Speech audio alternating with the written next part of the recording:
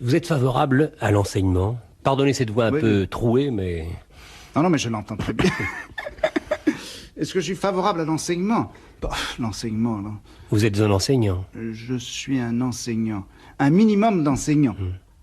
Dans la mesure où, vous savez, j'enseigne dans un endroit, enfin, je fais des cours dans un endroit qui Très particulier. très particulier, qui a pour fonction, justement, de ne pas enseigner. Et quel collège de France? Oui, et ce qui me plaît justement là-bas, c'est que je n'ai pas l'impression d'enseigner, c'est-à-dire d'exercer par rapport à mon auditoire un rapport de pouvoir. L'enseignant, c'est celui qui dit, écoutez, voilà, il y a un certain nombre de choses que vous ne savez pas, mais que vous devriez savoir. Ça comporte donc une première étape qui est celle que j'appellerais de la culpabilisation, si vous voulez.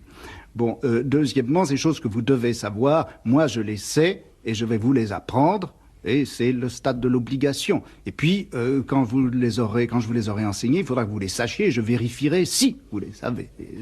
Vérification. Enfin bon, toute une série de rapports de pouvoir qui sont mêlés à l'enseignement. Là, vous comprenez, au Collège de France, les cours sont libres, c'est-à-dire que viennent les écouter les gens qui veulent. N'importe qui. Ça peut être un colonel en retraite, mais ça peut être un lycéen de 14 ans. Si ça l'intéresse, il vient. Si ça l'intéresse pas, il vient pas. De sorte que, finalement, quel est celui qui est examiné? Quel est celui qui est sous le pouvoir de l'autre? Moi, je dirais qu'au Collège de France, c'est celui qui enseigne, qui vient, et puis qui raconte comme ça, finalement, son Il passe travail. un examen, Il passe un examen. C'est son travail, il est payé pour travailler à longueur d'année, et puis 12 fois par an, il vient donner en quelque sorte, dresser le bilan de son travail, le présenter à un auditoire, et puis c'est à l'auditoire de dire ou de montrer s'il est intéressé ou pas. En tout cas, moi, quand je vais faire mes cours au collège, j'ai le trac. J'ai le trac absolument comme quand je passais des examens, parce que j'ai l'impression que, au fond, les gens, le public viennent vérifier mon travail et montrer s'ils sont intéressés ou pas. Et s'ils n'ont pas l'air intéressés, je suis assez triste, vous savez. Michel Foucault, nous n'allons pas faire ici la réforme de l'enseignement. D'abord, nous n'aurions pas le temps. Mais en principe, à l'école, on oblige à apprendre. Et l'école, nous sommes tous d'accord, devrait être une fête. On devrait être content d'y aller, car c'est vraiment le terrain de la curiosité. Il doit y avoir donc des choses essentielles à apprendre. Quelles sont ces choses? En dehors de l'orthographe, de l'arithmétique.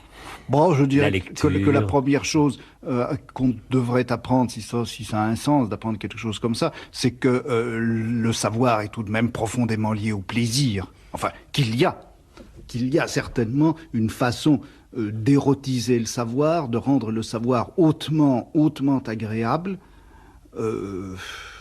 et ça, que l'enseignement ne soit pas capable même de révéler cela, que l'enseignement ait presque pour fonction de montrer combien le savoir est déplaisant, triste, gris, peu érotique. Moi, je trouve que c'est un tour de force. Mais ce tour de force, il a certainement sa raison d'être. Il faudrait savoir pourquoi est-ce que notre société a tellement d'intérêt à montrer que le savoir est triste. Peut-être précisément à cause du nombre de gens qui sont exclus de ce savoir. Mais imaginez déjà ce que pèse le mot « savoir ». Oui. Lorsqu'on dit « savoir », c'est joli, mais lorsqu'on dit « le savoir ». Oui, c'est ça. Le besoin de connaître, c'est déjà... Les savoirs. Mais moi, je pense, n'est-ce pas, imaginez que les gens aient une frénésie de savoir, comme ils ont une frénésie de faire l'amour.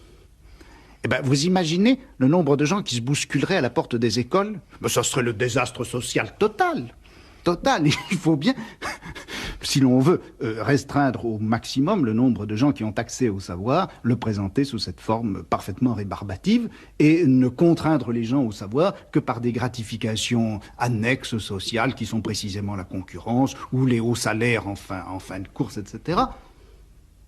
Mais je crois qu'il y a un plaisir intrinsèque au savoir, une libido sciendie, comme disent les gens savants. Donc je ne suis pas. À votre avis, Michel Foucault, quelle est la responsabilité des parents dans justement cette juste connaissance des enfants? La responsabilité... Attendez, je ne vois pas très bien... Les parents ont une responsabilité dans le savoir de leurs enfants. Oui. Comment doivent-ils les aider? Car il y a et les parents et les enseignants. Oui. Là, vous me posez une question laquelle je ne vois pas très bien comment répondre. Moi, je crois que les parents donnent en effet aux enfants une véritable angoisse devant le savoir, par l'intérêt même qu'ils portent au savoir de leurs enfants. Car dans ce savoir des enfants, ils y mettent leur propre gloire à eux, bien sûr, ils y mettent leur sacrifice, ils y mettent leur propre projet d'avenir, ils y mettent leur revanche également. Enfin, je crois que la pression que les parents exercent sur les enfants pour qu'ils sachent, cette pression est très très chargée d'angoisse. Et les enfants éprouvent en général cette angoisse. Les enfants perçoivent de façon générale très très rapidement l'angoisse des adultes. C'est la chose sans doute qu'ils déchiffrent le mieux. Et je crois que ça pèse négativement d'une façon très très lourde. Il faut une sanction tout de même, et cette sanction c'est le diplôme. Et comment faire autrement? Bon, vous savez, le diplôme, ça sert simplement à constituer une espèce de valeur marchande du savoir. Ça permet également de faire croire à ceux qui n'ont pas le diplôme qu'ils ne sont pas en droit de savoir et qu'ils ne seraient pas capables de savoir. Tous les gens qui passent un diplôme savent pratiquement que ça ne sert à rien, qu'il n'y a pas de contenu, que c'est vide. Mais ceux qui n'ont pas passé le diplôme, c'est ceux-là qui donnent un sens plein au diplôme. Et le diplôme, moi je crois, il est fait précisément pour ceux qui ne l'ont pas.